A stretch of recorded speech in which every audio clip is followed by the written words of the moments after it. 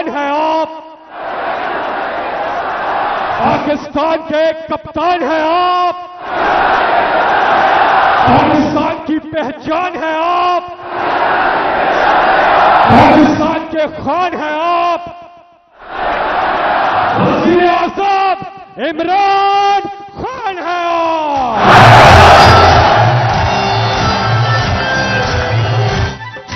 तेरा पाकिस्तान है, ये मेरा पाकिस्तान है, तेरा पाकिस्तान।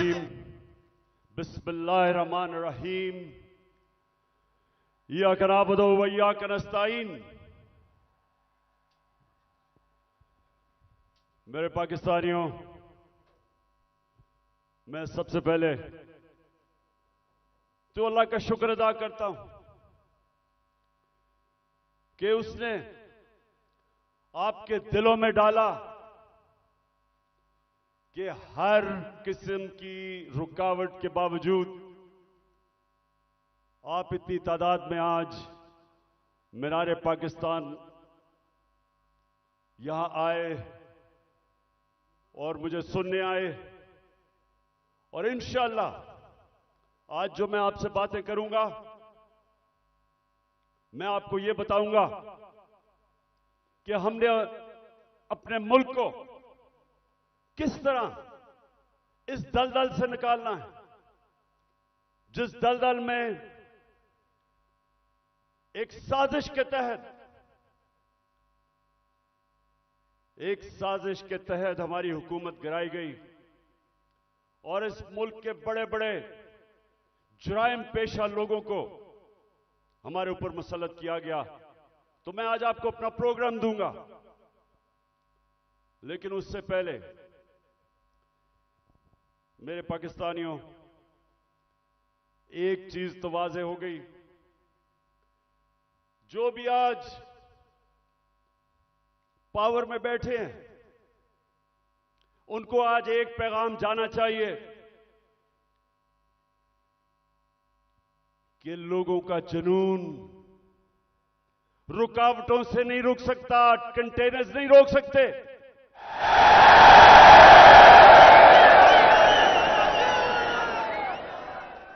एक अंग्रेजी में एक मुहावरा है कि no force, no army can stop an idea whose time has come. कि जब अल्लाह लोगों के दिलों में एक सोच डाल देता है तो कोई दुनिया की ताकत उसको रोक नहीं सकती। आप कंटेनर्स रखें, 2000 हमारे कारकुनों को आपने छापे मार के जेलों में डाल दिया, ये जलसा फेल करने के लिए। खौफ और हिरासा फैलाया हुआ, सारे रास्ते में कंटेनर्स रख दिए। लेकिन जब अल्लाह लोगों के दिलों में एक सोच डाल देता है,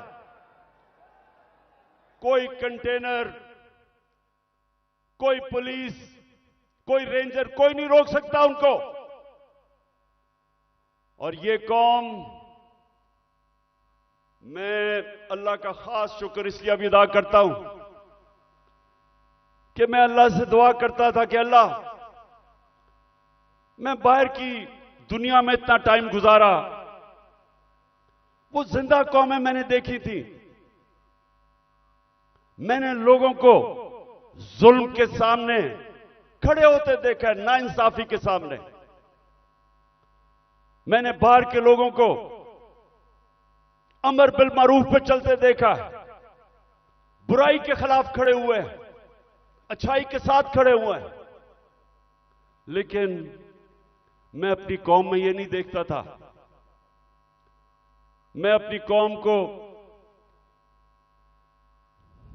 अफसोस से मुझे कहना पड़ता है कि हर किस्म का जुल्म बर्दाश्त करते देखा। और जब एक कौम जुल्म के सामने नहीं खड़ी होती, मेरे पाकिस्तानियों, वो गुलाम बन जाते हैं। और गुलामों की कोई हैसियत नहीं दुनिया में। मौलाना रूमी ने जिस तरह कहा कि जब मेरे अल्लाह ने तुम्हें पर दिए हैं, क्यों चूंटियों की तरह रेंग रहे हो? क्योंकि गुलाम रेंगते हैं, आजाद इंसान ऊपर जाते हैं। इल्लामा इकबाल, शायद ही मुसलमान दुनिया में इस तरह का ज़हन आया हो। उनकी शायरी, उनका फलसफा, गौर से उसको अगर आप पढ़ेंगे तो एक बार बार पैगाम वो देते हैं। हिंदुस्तान के गुलामी के अंदर पिसे हुए मुसलमानों को जगा रहे थे। उनको, मुसलमानों को याद करा रहे थे कि एक वक्त तुमने दुनिया की इमामत की थी और आज तुम्हारी कोई हैसियत नहीं है। जगा रहे थे उनको। सारा वक्त मुसलमानों को समझा रहे थे कि सिर्फ आजाद इंसानों की हैसियत होती है। तो पाकिस्तानियों, हम जो 23 मार्च बनाते हैं, हम 14 अगस्त बनाते हैं, लेकिन क्या हमें समझ है कि आजादी के लिए क्यों दुनिया तरसती है? क्यों आजादी? कई गुलाम भी बड़े खुशहाल होते हैं। कई मुल्कों के ऊपर दूसरे मुल्कों ने कब्जा किया तो वहां इतनी गुर्बत भी नहीं हुई, वो मुल्क के बेहतर भी चल पड़े। हांगकांग, एक मैं मिसाल देता हूं, हांगकांग गुलामी के अंदर उनके माशी हालात तो अच्छे थे, लेकिन पाकिस्तानियों सुन लो, जब से अल्लाह ने दुनिया बनाई है, हमेशा इंसान आजादी चाहता है। वो क्यों चाहता है? क्योंकि सिर्फ आजाद इंसानों की परवाज है। कभी आज तक सुना है कि किसी गुलाम इंसान ने, गुलाम ज़हनियत के इंसान ने, या किसी मुल्क जो गुलाम हो, कभी सुना है कि उसने कोई बड़ा काम किया हो? कभी सुना है कि दुनिया में उनकी कोई हैसियत हो? गुलाम अच्छे गुलाम रहते हैं। गुलामों की जिंदगी में जिल्लत है। अगर इंसान जिसको अल्लाह ने अशरफुल मखलूकात बनाया, सबसे अजीम मखलूक, तो अगर उसको अपने मुकाम की समझ नहीं है तो वो तो जानवर भी दुनिया में आते हैं, खाते पीते हैं, बच्चे पैदा करते हैं और मर जाते हैं। इंसान तो वो है जो अपना मुकाम समझता है। और इल्लामा इकबाल ने ये सोए हुए मुसलमानों को जगाने के लिए कुरान के अंदर से, आयतों के अंदर से उन्होंने शेर व शायरी की। बताया मुसलमानों को कि तुम्हारा मुकाम है कि तुम एक अजीम कौम थे, क्यों ऊपर गए और आज क्यों नीचे हो? तो पाकिस्तानियों, मैं जो आज आपसे खास, पहले तो अपना प्रोग्राम देने से पहले बात क्या करना चाहता हूं। देखें, हमारा जो कलमा है, ला इलाहा इल्लल्लाह, वो याद रखें। आप अल्लाह के सामने दावा कर रहे हैं कि मौला, तेरे सिवा हम किसी के सामने नहीं झुकते। ये बड़ा दावा है। आप अपनी आजादी का दावा कर रहे हैं।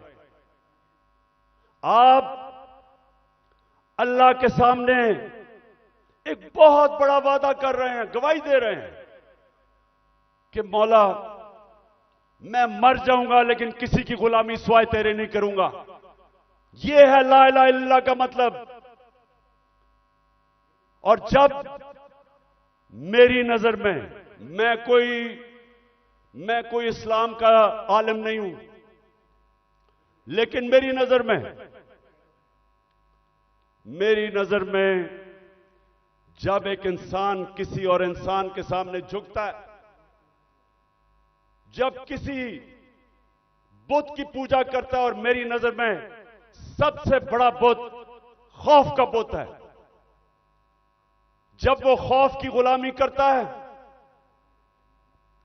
वो इंसान जो कुरान में कहते हैं, अल्लाह कहता है कि जब इंसान गिरता है जानवरों से भी नीचे चला जाता है। तो मेरे पाकिस्तानियों, यहां 23 मार्च 1940, 23 मार्च 1940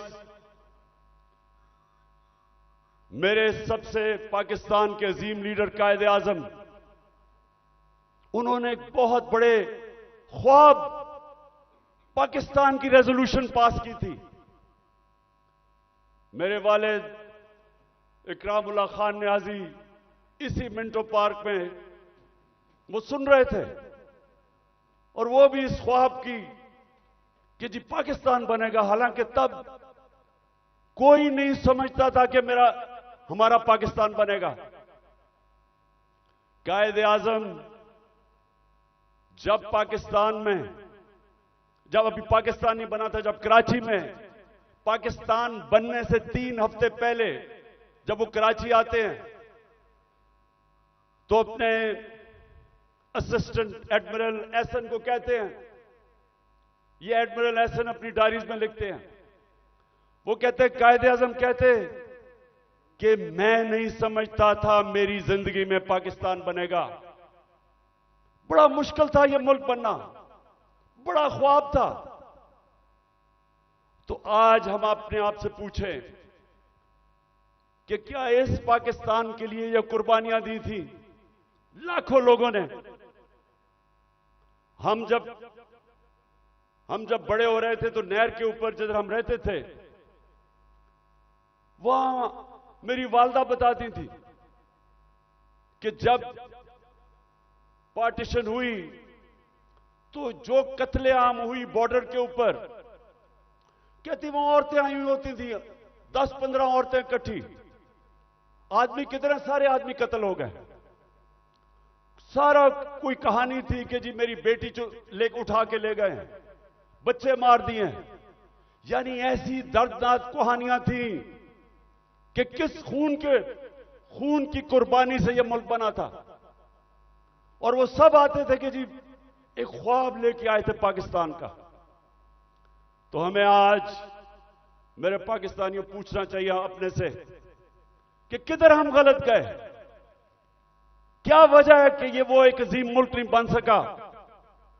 तो मैं आज आपको सबसे पहली बात ये बताता हूं, इसलिए नहीं बना कि हम कभी आजाद ही नहीं हुए। अंग्रेज तो चला गया, लेकिन जो हमारे मुल्क के ऊपर मुसल्लत हो गए लोग, उन्होंने तो कभी आजाद नहीं किया पाकिस्तान को। और आजादी होती क्या है? एक तो होती है कि हिंदुस्तान से अंग्रेज चला गया, हम आजाद हो गए, पाकिस्तान बन गया। लेकिन दूसरी आजादी, और ये मैं आज आपको पहले बात करूंगा और फिर अपना प्रोग्राम दूंगा, दूसरी आजादी क्या है, जो असल आजादी है। असल आजादी आपको इंसाफ देता है। एक कौम को असल आजादी तब मिलती है जिस कौम में कानून की हुक्मरानी होती है, जिधर इंसाफ होता है। और इंसाफ का क्या मतलब? कि जिधर ताकतवर और कमजोर कानून के सामने एक बराबर, जिधर कानून कमजोर आदमी को ताकतवर से तहफ्फुज देता है। जब एक माशरे के अंदर एक मुल्क का कानून एक कमजोर को ताकतवर से तहफ्फुज देता है, वो इंसानों को आजाद कर देता है। और वो ये आजाद इंसान मुल्क को उठा देते हैं। तो जो आजादी हमें रूल ऑफ लॉ से मिलनी चाहिए थी, कानून की हुक्मरानी से जो आजादी मिलनी चाहिए थी, वो नहीं मिली। क्यों नहीं मिली? पहले मार्शल लॉ लग गया। मार्शल लॉ का मतलब यह कि आपका आइन खत्म हो गया। जो ताकतवर है वो फैसला करेगा कि कौन सा कानून पे वो चलेगा और कौन से पे नहीं चलेगा। तो मार्शल लॉ लग गया। शुरू में जी लोगों ने बड़ा कहा कि हमारे मुल्क के हालात बड़े बुरे थे, सियासतदान तो काम के नहीं थे। तो चले जी ठीक है, मार्शल लॉ के हमें खतरा था हिंदुस्तान से। उसके बाद जैसे ही पॉलिटिक्स वापस शुरू हुई, हमारी बदकिस्मती यह कि जो हमारे डेमोक्रेट्स आए उन्होंने भी कभी कानून की हुक्मरानी नहीं की, वो खुद अपने आप को कानून के ऊपर कर दिया। जब मार्शल लॉ आता था कानून खत्म, आइन खत्म। लेकिन जब हमारे लोग जो डेमोक्रेट्स अपने आप को कहते थे, उन्होंने भी कानून को नहीं चलने दिया, अपने लिए एनआरओ ले लिया, बाकियों को चोरों को बेशक पकड़ो लेकिन हम कानून से ऊपर है। तो जब कानून की हुक्मरानी नहीं आई पाकिस्तान में, लोग तो आजाद नहीं हुए।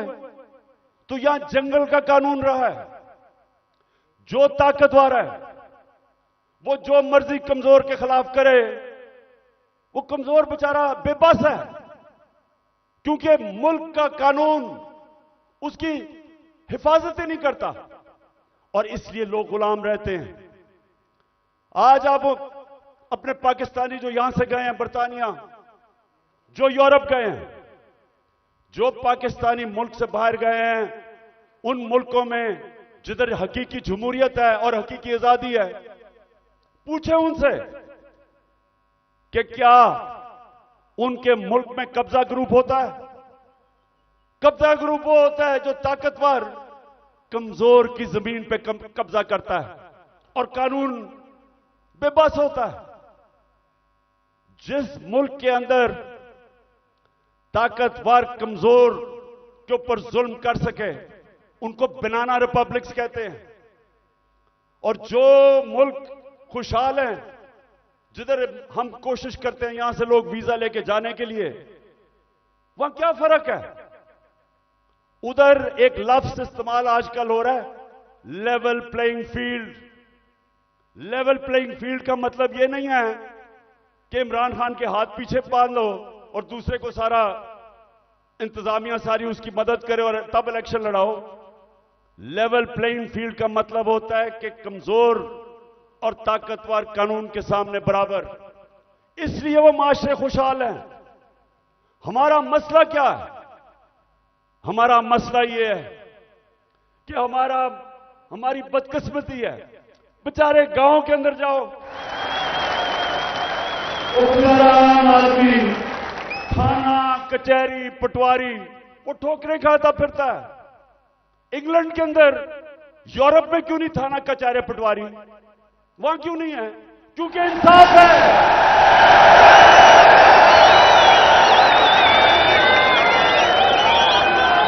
उधर का निजाम आजाद मुल्क है, वो लोगों को आजाद किया हुआ है, इसलिए वो खुशहाल हैं।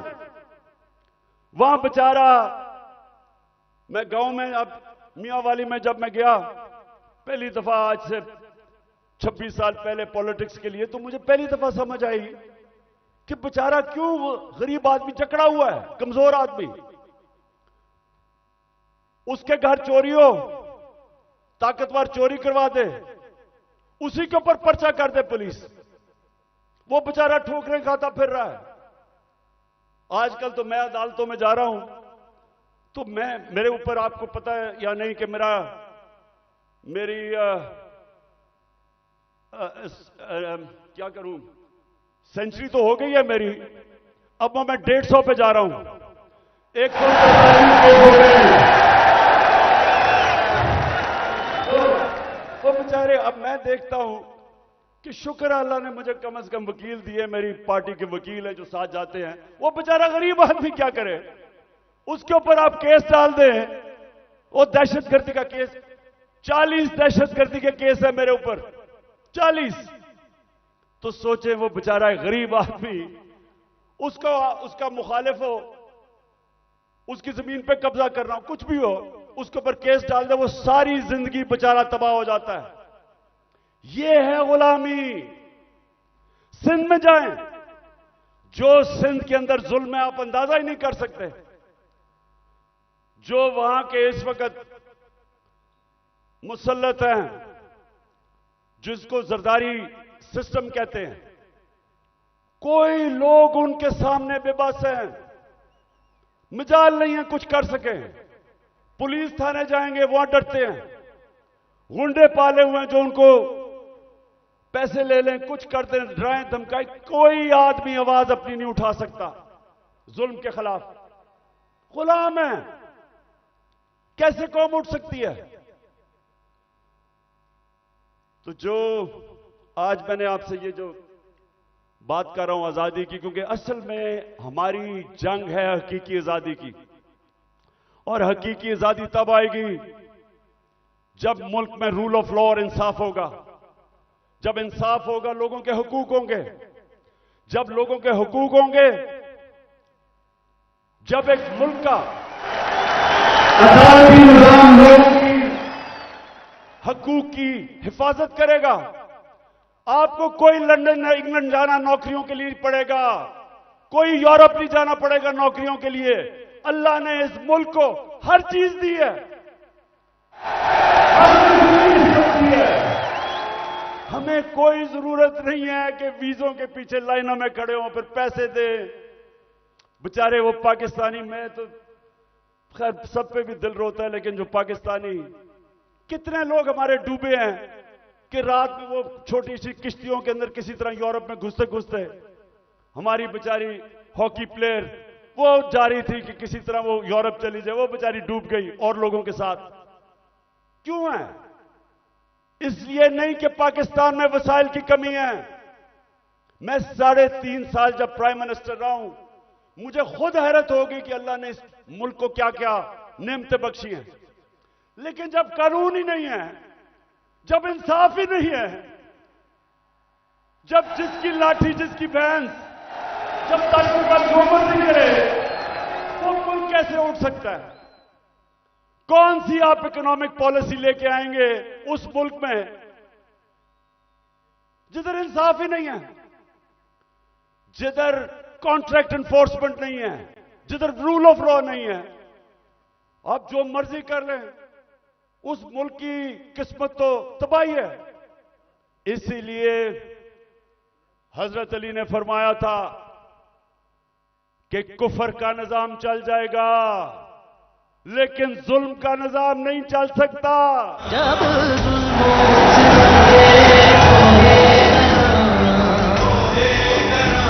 रुई की तरह उड़ जाएंगे हम महकूम के पांव तले, ये धरती धड़ धड़ धड़केगी और अहले हुक्म के सहरुख पे जब बिजली कड़कड़ कड़केगी हम देखेंगे। अच्छा मेरे पाकिस्तानियों, मैं एक तारीख का तालिब इल्म हूं। मैंने शुरू में जैसे मैं प्राइम मिनिस्टर बना, मैंने अपनी कौम को समझाने की कोशिश की कि मेरा जो अल्लाह है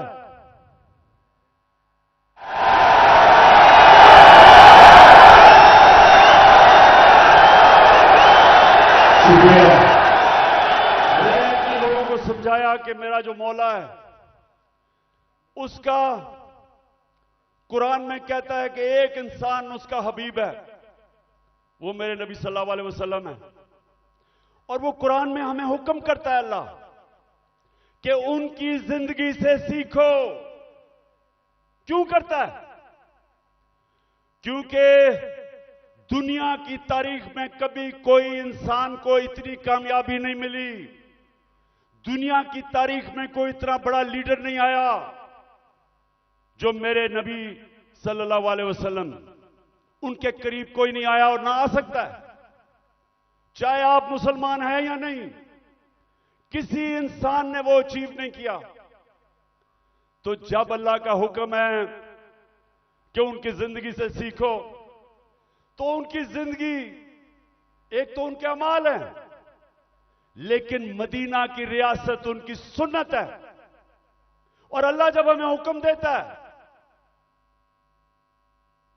कि वो जो रियासत बनाई थी मदीना की, दुनिया की इमामत की उन लोगों ने वो क्या चीज थी, वो क्या असूलों के ऊपर वो खड़ा किया था मदीना की रियासत, कि वो अरब जिनकी कोई हैसियत नहीं थी।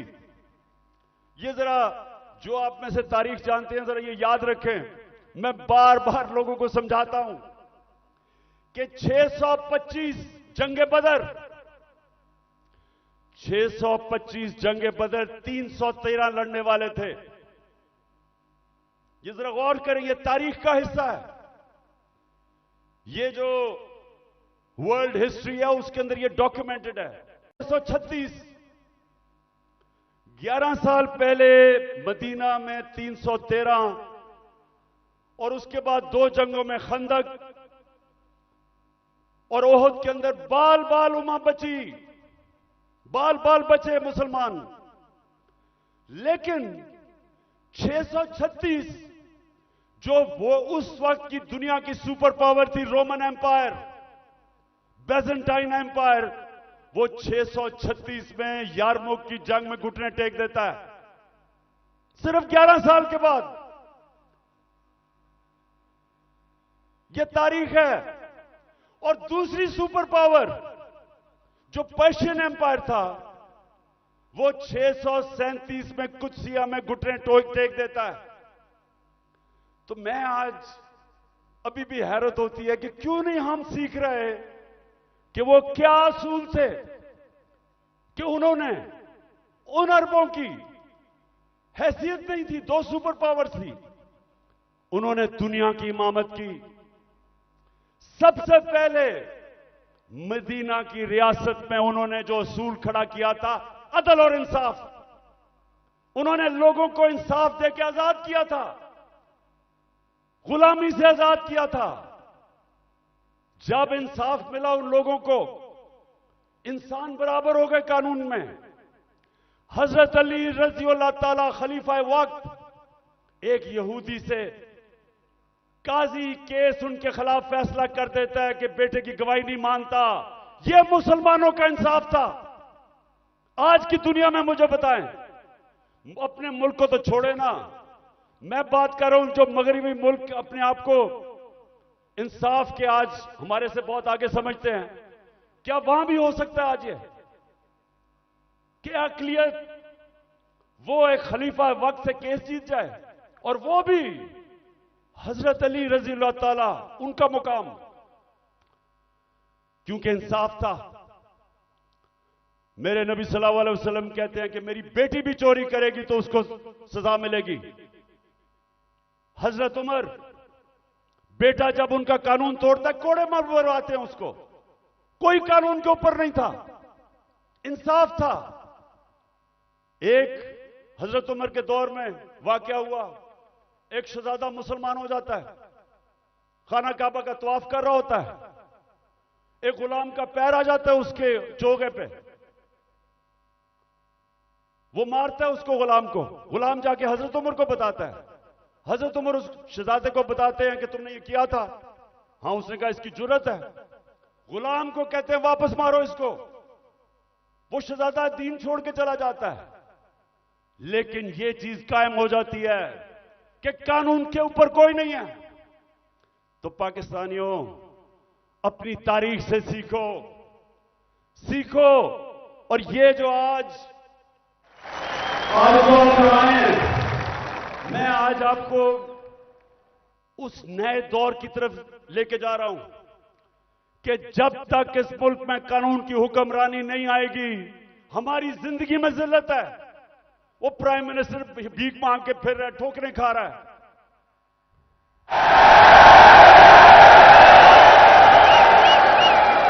अब तो खैर जनरल बाजवा का बयान आ गया है कि 40 मिनट मैं इसको बुरा भला कहता था, चुप करके शहबाज शरीफ मेरी बात सुनता था। अब यह होता है कि जब डिक्की में घुस के आप प्राइम मिनिस्टर बनने की कोशिश करें। बहरहाल मैं आगे आपको बताता हूं। देखिए, आप सुने मेरी बात। देखिए, आप हिंदुस्तान की तारीख देखें। जब दिल्ली की सल्तनत थी 350 साल, जो हुक्मरान जिसके दौर में इंसाफ था वहां खुशहाली थी, जो जालिम था वहां कैद भी पड़े। तारीख उठा के देख लें। जब शेर शाह सूरी जो हिंदुस्तान का बहुत ही अजीम लीडर था, वो कैसे ऊपर आया था? उसके बाप की एक जागीर थी, उसको कहा वो जागीर संभालो बिहार के अंदर। उसने जागीर को एक मिसाल बना दिया। कैसे? कानून की हुक्मरानी कायम करके सारे बड़े बड़े डाकुओं को उसने मार दार के भगा दिया, अमन कायम कर दिया।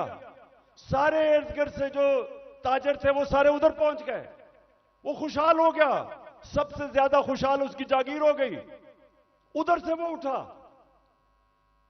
तो जब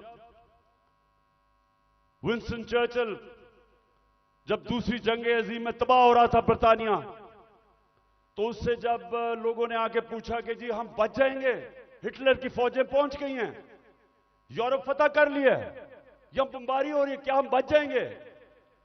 तो चर्चिल ने कहा कि क्या हमारी अदालतें इंसाफ दे रही हैं? जब उन्होंने कहा हां, तो कहता कोई ताकत नहीं हमें हरा सकती।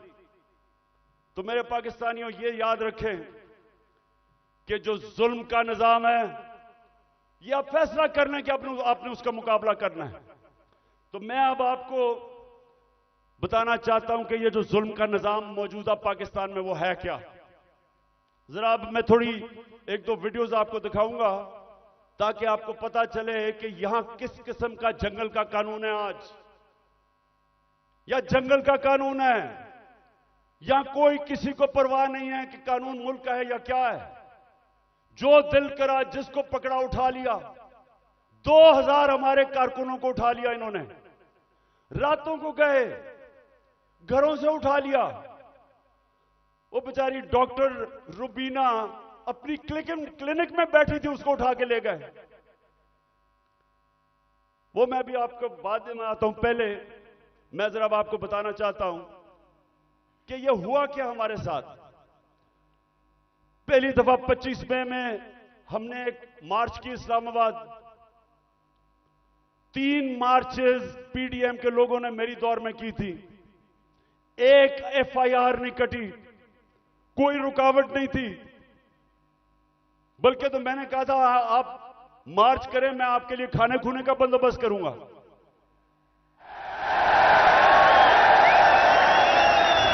और मुझे बेचारे बिलावल पे बड़ा अफसोस था, वो मुझे डर था रोई ना पड़े, तो मैंने कहा मैं तुम्हारे लिए खाने का बंदोबस्त कर दूंगा।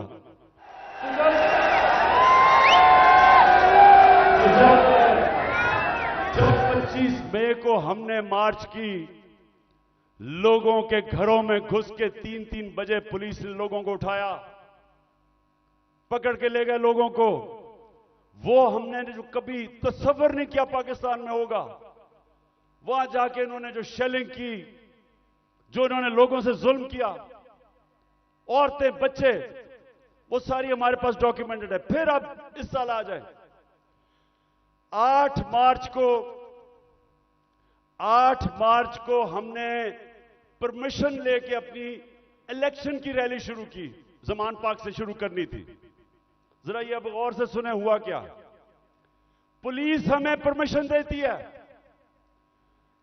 सुप्रीम कोर्ट के हुक्म के ऊपर 30 अप्रैल को पंजाब का इलेक्शन अनाउंस होता है। हम अपने इलेक्शन की रैली का आगाज करते हैं। सुबह को एकदम मुझे खबरें आती हैं कि जनाब पुलिस टीयर गैस शेल लेके तैयारी करके वो सारी जगह उन्होंने नाके लगा दिए। हमें परमिशन मिली हुई थी, इलेक्शन अनाउंस हो गया है। उसके बाद खबरें आती हैं कि जी वो पुलिस ने जिधर जिधर रैलीज आ रही थी उनके ऊपर अटैक कर दिया, टीयर गैस कर दी, लाठीचार्ज कर दिया। मुझे समझना है कि ये हुआ क्या है। उसके बाद आहिस्ता आहिस्ता जब मुझे घर में खबरें आई, मैं समझ गया। इश्तियाल कर हमारे लोगों को उसमें डालना चाहते थे। मैंने रैली खत्म कर दी। मुझे डर था कि ये तसादम चाहते हैं, क्योंकि इलेक्शन नहीं चाहते।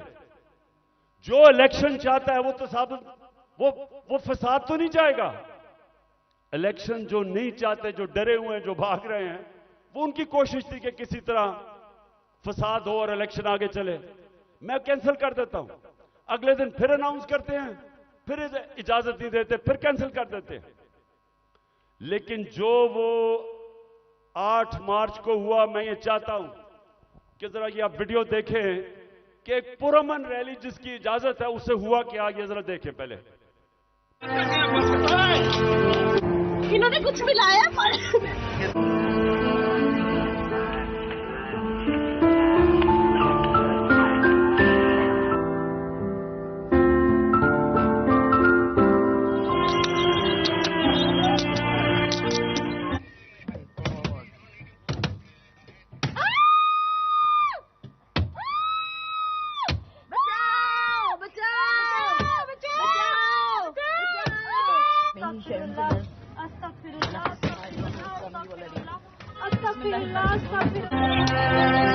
गाड़ी तोड़ी है, मेरे कपड़े फाड़े हैं, दे सकते हैं दंड।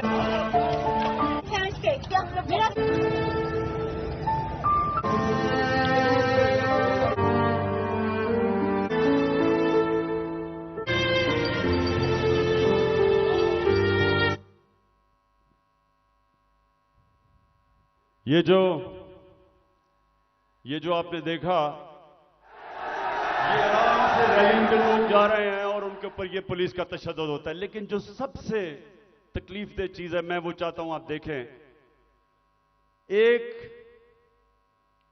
एक मलंग, एक दरवेश, एक स्पेशल पर्सन, जिससे वो सारे मेरे घर के बाहर जो कैंप लगा हुआ था, सब जिससे प्यार करते थे, जिसके पास प्यार के अलावा था ही कुछ नहीं, उसको प्यार में लोग जिले शाह कहते थे।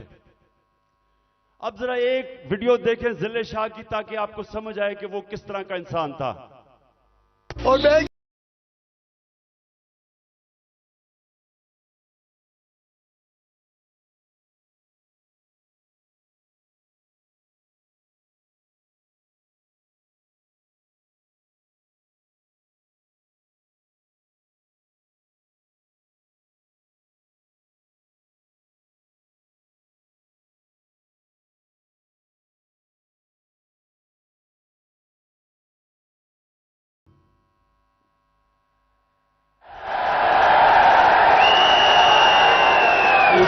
उठाया और लोगों को भी पकड़ा, इसको उठाया।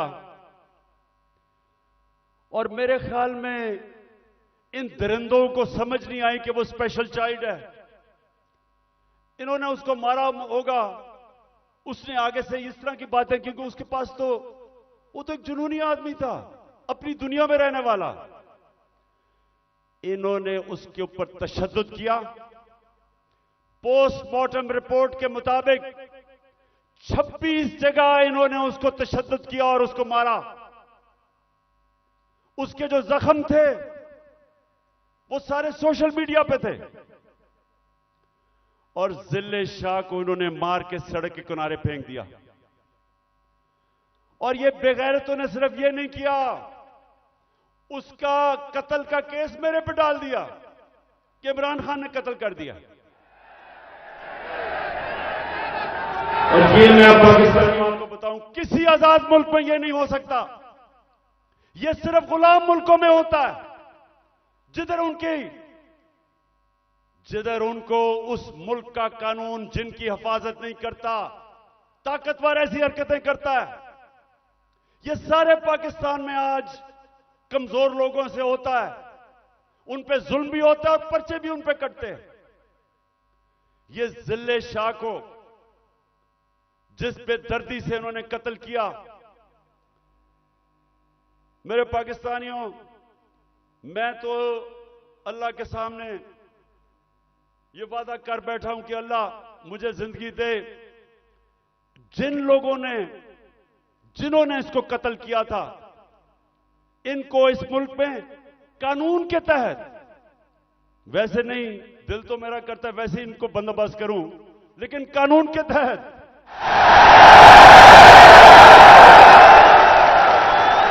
इससे ज्यादा लोग नहीं हो सकते। ये इंसान नहीं है, ये दरिंदे भी नहीं है। ये कैसा, ये इनके जो ज़हन है, ये बीमार लोग हैं। और इन्होंने उसके बाद मेरे पे कत्ल का केस किया। उसके बाद 3 दिन के बाद इनको अकल आई, फिर कहते एक्सीडेंट में मर गया। उसके बाद क्या हुआ, आप जरा आगे सुने। उस दिन यह हुआ 14 मार्च मेरे घर एक वारंट लेके आ गया। मैंने उनको समझाया कि जो वारंट थी वो गैर कानूनी थी। मेरे पास बेल थी 18 मार्च की, जो मैंने पहले ही फैसला किया था कि मैंने इस्लामाबाद जाना है अदालत में। तो मैं तो पहले ही जा रहा था। पुलिस आ गई, जी आपको इस्लामाबाद लेके जाना है। मैंने श्योरिटी बॉन्ड दिया वकील ने। अगर कानून कहता है श्योरिटी बॉन्ड दे दो तो पुलिस आपको अरेस्ट नहीं कर सकती। श्योरिटी बॉन्ड के मैं पहले ही 18 को अदालत में पेश हो रहा हूं। इन्होंने मेरा श्योरिटी बॉन्ड नहीं लिया। 3 तरफ से जुबान पाक के ऊपर हमला हो गया। रेंजर्स, पुलिस, 3 तरफ से हमला। जिस तरह पता नहीं इमरान खान कोई कितना बड़ा दहशतगर्द था। सारा टीयर गैस शेलिंग इन्होंने वो चलाई, वो वाटर कैनन जिसके अंदर केमिकल था। फिर इन्होंने बंदूकें चलाई, पैलेट गन चलाई। मैं सिर्फ ये अब आपको दूं जो उस दिन हमारे साथ हुआ।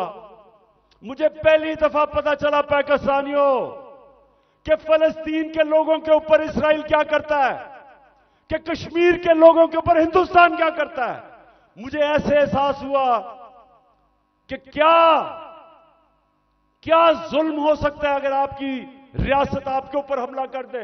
हुआ जिस तरह इन्होंने अटैक किया और हमारे ऊपर पर्चे काट दिए। पानी फेंका गया है।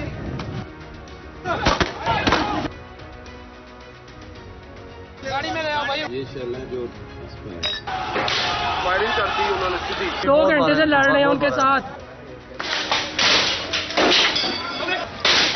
इन लोगों ने मुझे जो ना पकड़ के मुझे जो ना इतना मारे। गोली हम पे चल रही थी, ये देखो जी। ये वो जगह है जहाँ पे पुलिस ने जो बुलेट फायर की हैं वो लगे हैं। सीधे चल मारे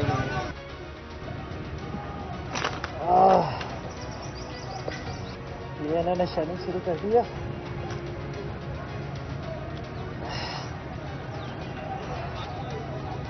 और ये अंदर आग लग गई है। ये बच्चे।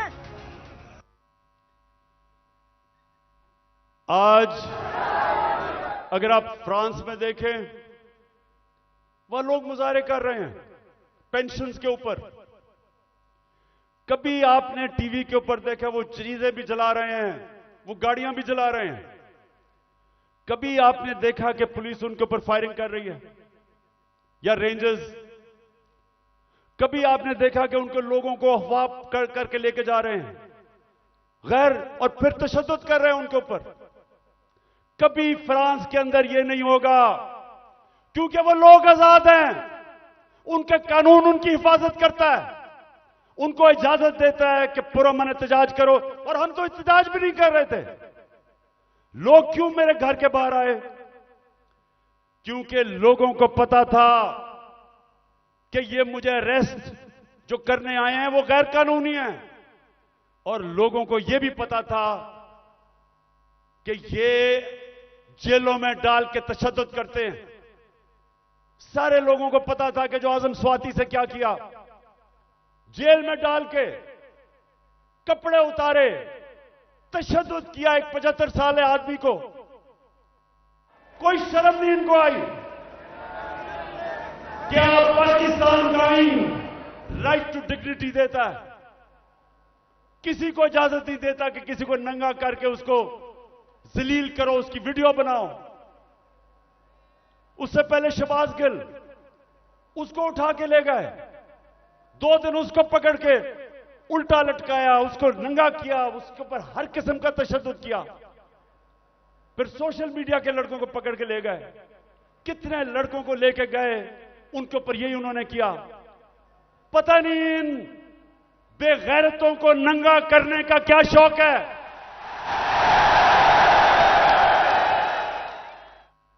जो ये कर रहे हैं इनको साइकाट्रिस्ट के पास लेके जाएं। ये नॉर्मल लोग नहीं हैं, ये ज़हनी मरीज हैं। बच्चों को जाकर नंगा करके उनकी तस्वीरें उनको डरा धमका देते हैं। और लोगों को सब जो मेरे घर के बाहर क्यों लोग आए? लोग इसलिए आए कि लोगों को पता ये बदनीयत लोग हैं। ये जो फैसले कर रहे हैं कि उसको पकड़ के लेके जाओ, जब पता था कि मेरी बेल है और गैर कानूनी चीज पे कोई केस मेरे ऊपर नहीं है, हर दूसरे दिन कोई नया केस आ जाता है। क्या कौम 50 साल से मुझे जानती है? क्या कौम मानेगी कि इमरान खान दहशतगर्द है? 40 दहशतगर्दी के केस है, कत्ल का केस है, दीन मजहब का केस है, तौहीन मजहब का, गद्दारी का केस है। जो लोग इस मुल्क से पैसा लूट के बाहर गए वो तो फैसले कर रहे हैं आज। जिन लोगों ने फौज के खिलाफ वो मेमो गेट के अंदर जरदारी ने जो अमेरिकनों को कहा कि हमारी फौज से बचा लो, वो आज फैसले कर रहा है मुल्क के। उधर नवाज शरीफ जिसने डॉन लीग्स के अंदर जो उसने अपनी फौज की शिकायतें कर रहे हैं हिंदुस्तान को, वो आज फैसले कर रहा है।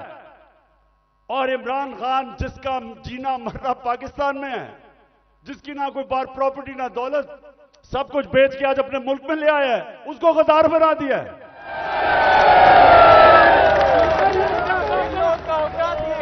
तो लोगों ने, और मैं आपको एक और वाकया बताऊं, इतनी 26 घंटे मेरे घर के ऊपर हमले हुए, आखिर में इतनी टेयर गैसिंग की, रेंजर्स आ गए, 72 बंद गाड़ी ले आए मेरे घर के बाहर, आर्मड कार, कि पता नहीं कलभूषण से भी ज्यादा बड़ा कोई गद्दार बैठा हुआ है वहां। तो आखिर में लड़के थक गए, वो सारे डरे हुए थे कि इनकी नीयत ही नहीं ठीक। पहले इन्हीं लोगों ने तो पहले मुझे कत्ल करने की कोशिश की है, अब यही लोग अब मुझे जेल में लेके जाएंगे, सब डरे हुए थे।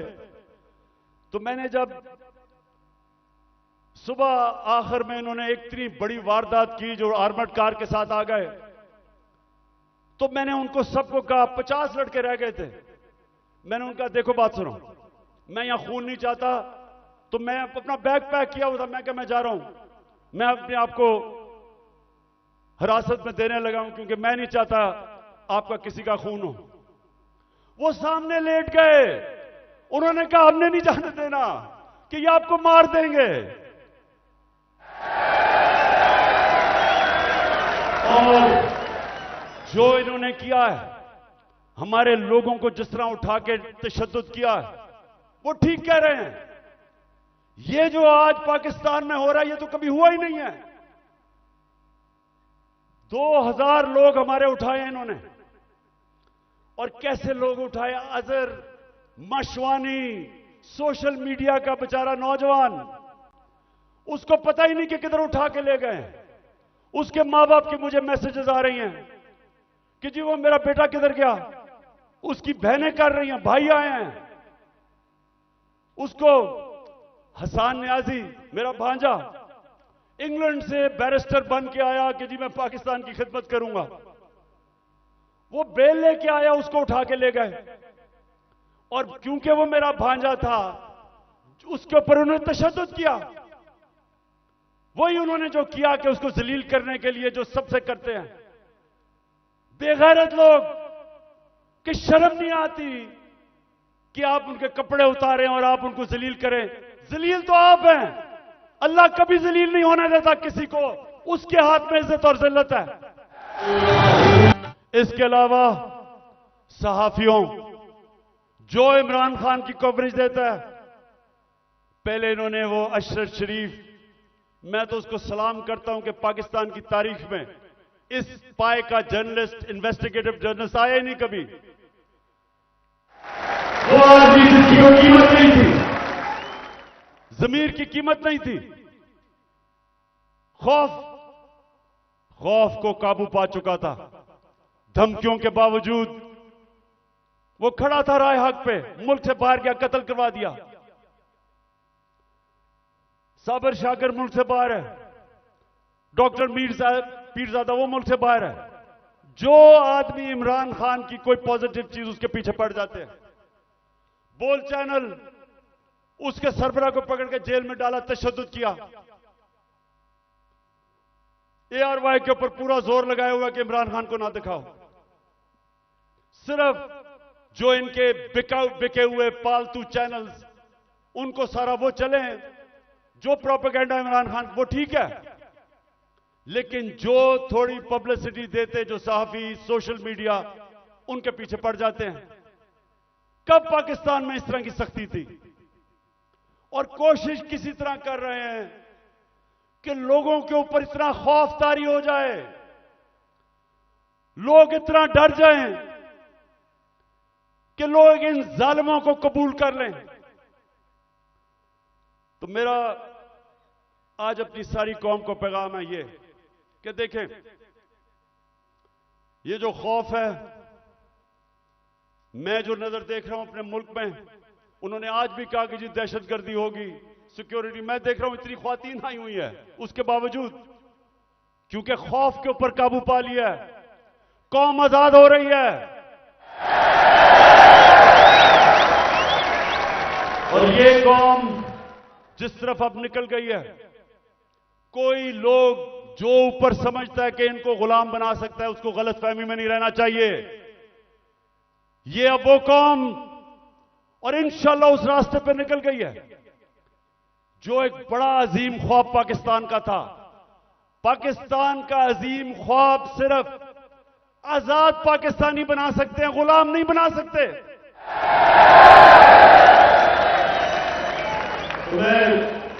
पहले तो मैं और भी बता दूं कि मुझे इतना अफसोस है जिस तरह के लोगों को पकड़ा। आमिर मुगल हमारा, उसके बच्चों को ले गए, वो हमारा कारकुन इस्लामाबाद में बच्चे पकड़ के ले गए उसके। ये कब हुआ? और सिर्फ सारों को डरा धमका रहे हैं। इनका ख्याल था कि आज कोई आएगा ही नहीं मीनारे पाकिस्तान में, कि डर इतना हो गया, लोगों को डर हो गया है। अच्छा जी, मैं अब दूसरी चीज पे आता हूं।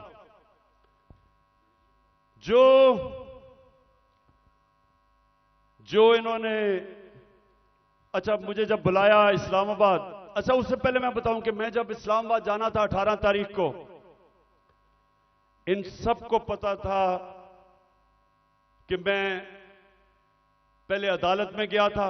उससे पहले 17 की शाम को अदालत ने मुझे कहा था कि अब कोई पंजाब पुलिस आपके घर कुछ नहीं करेगी।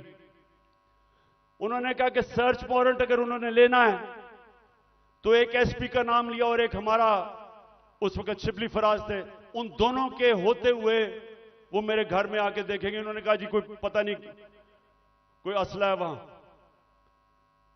मैं जाता हूं इस्लामाबाद, जब इस्लामाबाद के टोल प्लाजा पे पहुंचता हूं तो पता चलता है कि मेरे घर के ऊपर दरवाजा तोड़ के कोई 50 पुलिस वाले घुस जाते हैं। अकेली बेचारी बुशरा बेगम घर पे, अकेली 3-4 मुलाजिम के साथ, और वो घर पे घुसते हैं, सारे घर के ऊपर छतों पे घर को जो चीज आती है लूट लेते हैं।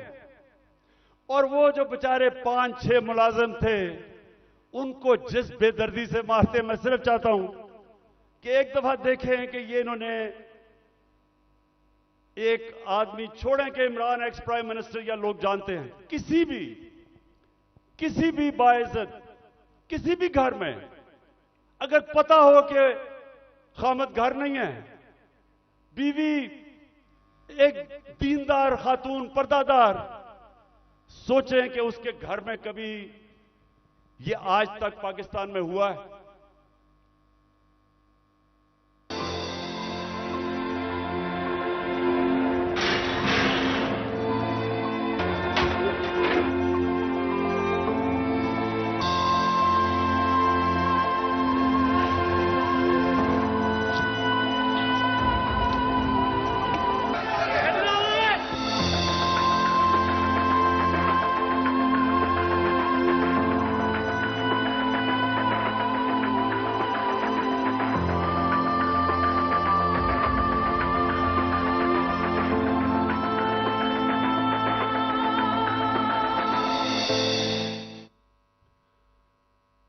मैं वो सारे जो ऑफिसर्स इस मुल्क में हमारे जजेस साहिबान, पुलिस के ऑफिसर्स, फौज के ऑफिसर्स,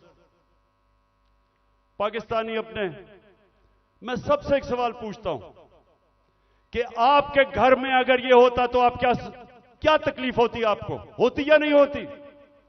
अगर आप में गैरत हो और आपकी बीवी बेचारी अकेली घर हो और उसमें इस तरह के, और ये इंसान नहीं है, वो बेचारे 5-6 नौकरों को उठा उठा के मारा, जिस तरह किसी का बाजू तोड़ दिया, एक को बेचारे खसामे को पकड़ के जेल में ले गए हैं।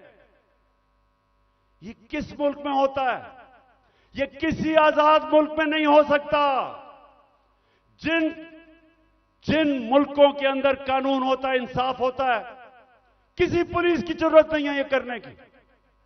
तो अगर ये मेरे घर पे कर सकते हैं, किसी के घर पे भी ये इस तरह अटैक कर सकते हैं। इसका मतलब कि यहां तो जंगल का कानून है, अगर आपके पास ज्यादा ताकत है आप कुछ भी कर दे। मैं पहुंचता हूं इस्लामाबाद, आप ये भी सुने, मुझे नहीं पता था कि इन्होंने प्लान बनाया हुआ है। मैं समझा मुझे पकड़ने अरेस्ट कर लेंगे, मुझे नहीं पता था कि वहां मारने का प्रोग्राम बनाया हुआ है। मैं वहां से जब जुडिशियल कॉम्प्लेक्स पे गया, सारे रास्ते टीयर गैसिंग कि किसी तरह इमरान खान अकेला हो जाए, लोग इसके साथ ना हो। लोग आके घरों से लोग निकल के साथ चलना शुरू हो गए, उनके ऊपर टीयर गैसिंग। अब मैं आखिर में पहुंचता हूं अपनी हाजिरी लगाने के लिए अदालत में। 5 घंटे लगते हैं मुझे टोल प्लाजा से, इस्लामाबाद से जुडिशियल कॉम्प्लेक्स, जो 20 मिनट का रास्ता था। सारा रास्ता पुलिस और रेंजर्स के, जिस तरह कालभूषण से भी बड़ा, जिस तरह मैंने कहा कोई दहशतगर्द आ रहा है। 40 मिनट में बाहर खड़ा रहता हूं और जब बाहर पहुंच रहा होता हूं तो ऊपर से पुलिस पत्थर फेंक रही होती है, लोगों को इश्तियाल दे रही होती है कि किसी तरह वहां तसादम हो, और तसादम के अंदर इमरान खान को कहें जी वो मुर्तजा भुट्टो टाइप कत्ल हो गया। जरा ये सोचें कि ये कभी किसी पाकिस्तान के पॉलिटिकल पार्टी के हेड से हुआ। ये अब पहले तो आप जुडिशियल कॉम्प्लेक्स से देखेंगे पुलिस पत्थर मार रही है। ये जो बोल रहे हैं जी कि पुलिस वाले पथराव नहीं कर रहे थे, पुलिस वालों ने पथराव जितना किया है इतनी इन्होंने, ये देखो ये गवर्नमेंट, ये पुलिस, ये किस तरह पत्थर मारी है, जो कि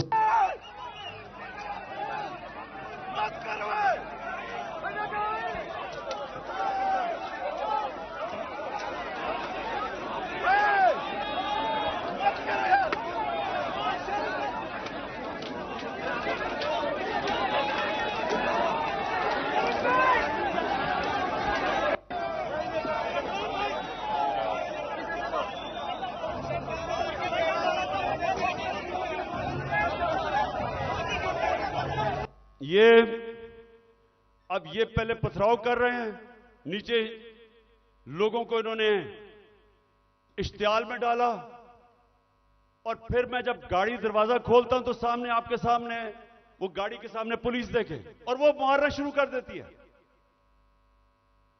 और फिर हमारा एक पीटीआई का एक कारकुन आता है मेरी गाड़ी में, और वो अंदर से आता है, कहता है जल्दी से निकलें, यहां अंदर सारा नामालूम अफराद कब्जा करके बैठे हुए हैं, सीटीडी की वर्दियों में वो हैं,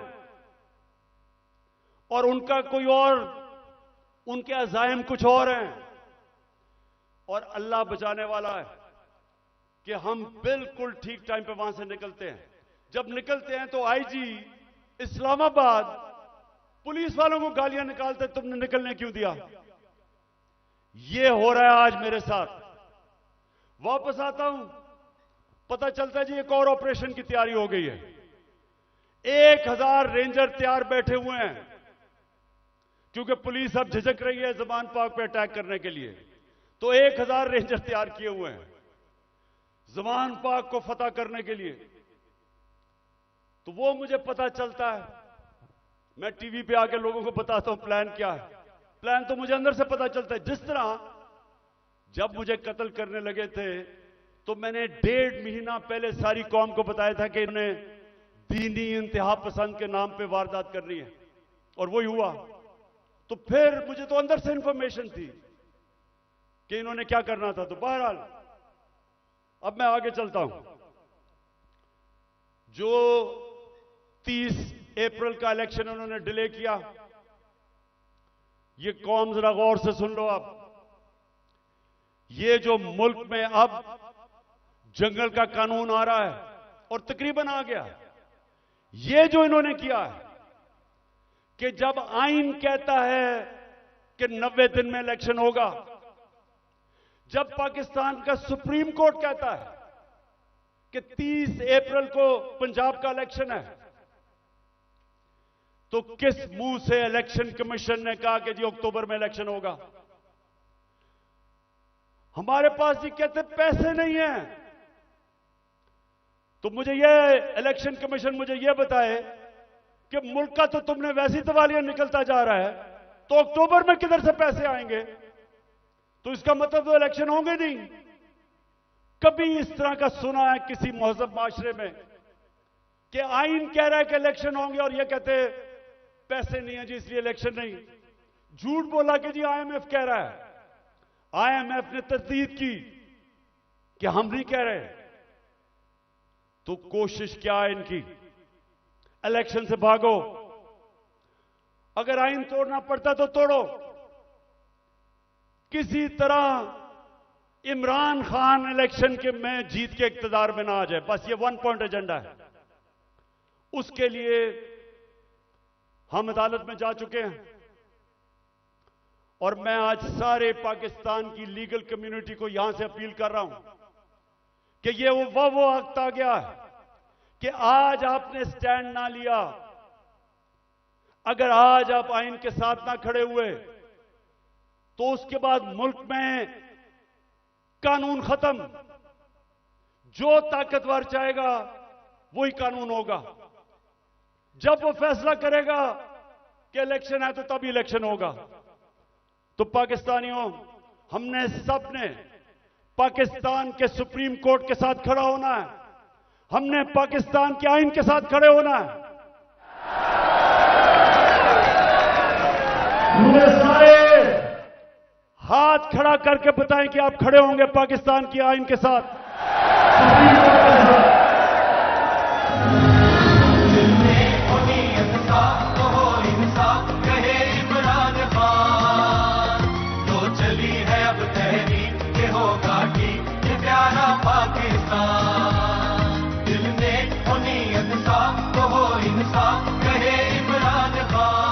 और अब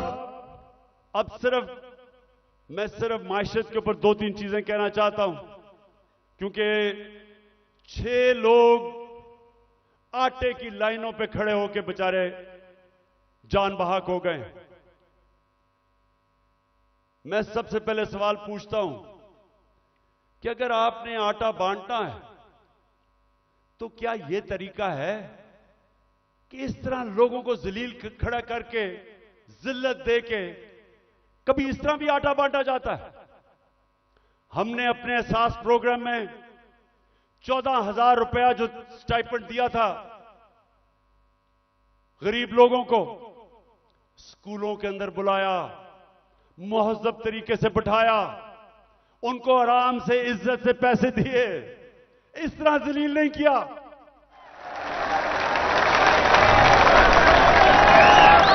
और दूसरा, मैं आज सिर्फ यह सवाल पूछना चाहता हूं कि कौन सी ऐसी चीज, क्या क़यामत आ गई कि हमारे पिछले अप्रैल के अंदर जब हमारी हुकूमत थी 1 किलो आटा 55 रुपए का था, आज 115 रुपए का गवर्नमेंट का रेट है और बाजार में 155 रुपए का मिल रहा है 1 किलो। क्या हुआ? कौन सी क़यामत आ गई कि 3 गुना ज्यादा आटा बढ़ गया?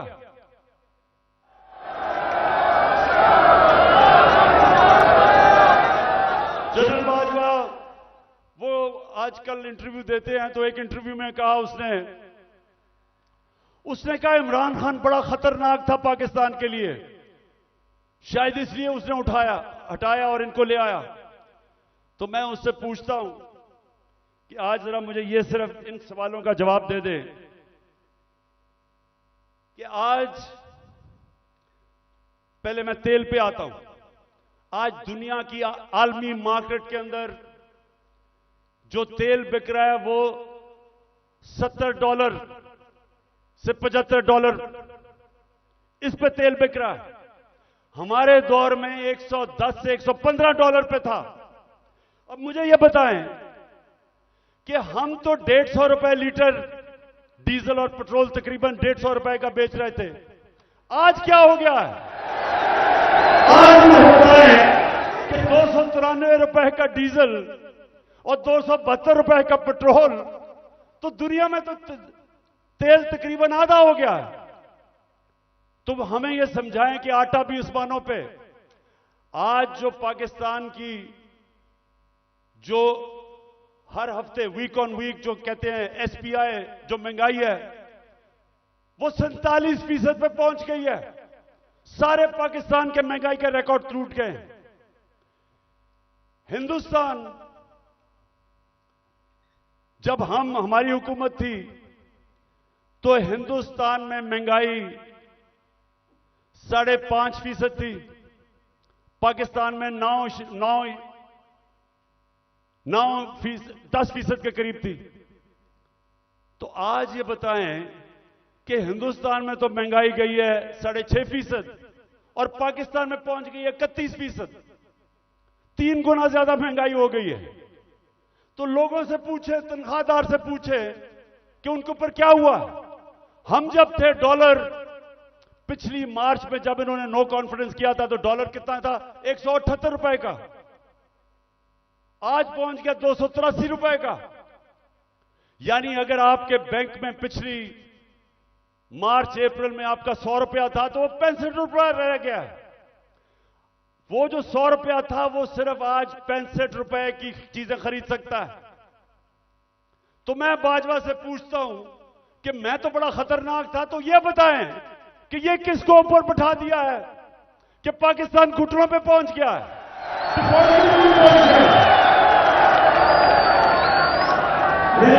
आपको आज से 10 महीने पहले मैंने एक स्टेटमेंट दी थी, समी इब्राहिम के साथ वो इंटरव्यू था।